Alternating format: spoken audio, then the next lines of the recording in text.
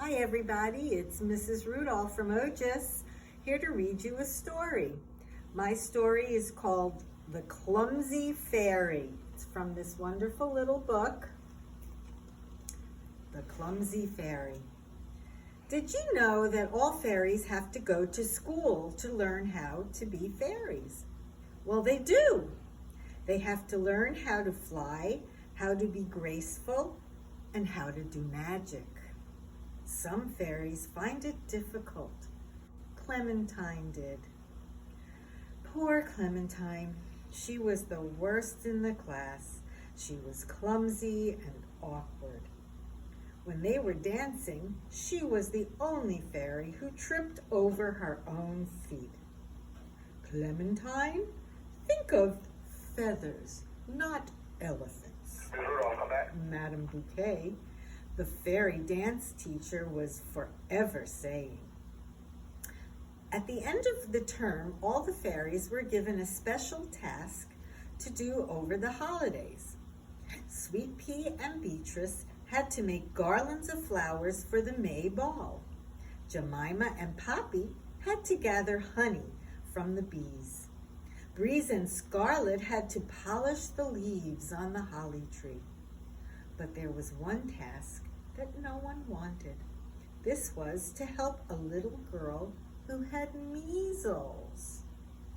Clementine, said Madame Bouquet, I want you to take this rose petal lotion and paint it on the little girl's spots when she is asleep. If you do this every night for one whole week, the spots will disappear. Clementine couldn't wait to start, so that night she flew to the little girl's house. She crept in through the bedroom window. So far, so good. The little girl's name was Alice, and Clementine could see her fast asleep in bed. She was holding a fat, round teddy bear in her arms. Clementine crept towards the bed. Then she tripped over the rug and sat on a prickly hairbrush that was lying on the floor. Ouch! She yelled. Alice stirred, but didn't wake up. But Clementine got up quietly. She bent over to pick up the hairbrush, and a toy clown with a silly face pinched her bottom. Ouch! She yelled again. This time Alice did wake up. Who's there? She said, asking sleepily. It's Clementine, said the fairy, and your clown just pinched my bottom. Did not, said the clown. Are you sure? Alice asked Clementine, rubbing her eyes. He's usually very well behaved. Then Clementine overbalanced and sat down quickly on Alice's hot water bottle, which was lying on the floor. It was so bouncy, she shot straight up in the air and landed with a plop on Alice's bed. Are you all right? Asked Alice, rubbing her eyes again to make sure she wasn't seeing things. Clementine smoothed her crumpled dress and fluttered her wings. She explained to Alice why she had come.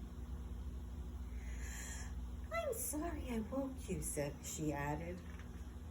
You're not really supposed to see me. Alice didn't mind. She thought it was lovely to be able to talk to a real fairy. Can you really do magic? She asked Clementine. Yes, Clementine told her. I'm very good at magic. I just wish I wasn't so clumsy. She told Alice about her dance classes, and Alice told Clementine about her ballet lessons.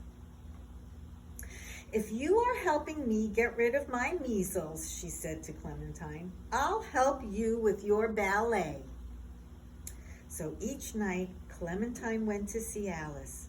Alice taught Clementine how to point her toes, how to keep her balance on one foot, and how to curtsy gracefully. Clementine worked hard to copy everything Alice showed her, but it was the pirouette that Clementine did best of all. Holding her arms high above her head, she twirled around Alice's bedroom. In return, Clementine painted Alice's spots every day. They became fainter and fainter. By the end of the week, they were gone. After the holidays, the fairies went back to school. "Now, fairies," said Madame Bouquet, "I want you to show me the dance of the Sugar Plum Fairy." The music started and the fairies began to dance. And you know, Clementine was the best dancer in the class. Madame Bouquet couldn't believe her eyes. "Why, Clementine," she gasped, "you're my prima ballerina." And prima, as I'm sure you know, means first and best. Clementine was the happiest fairy in the world. The end.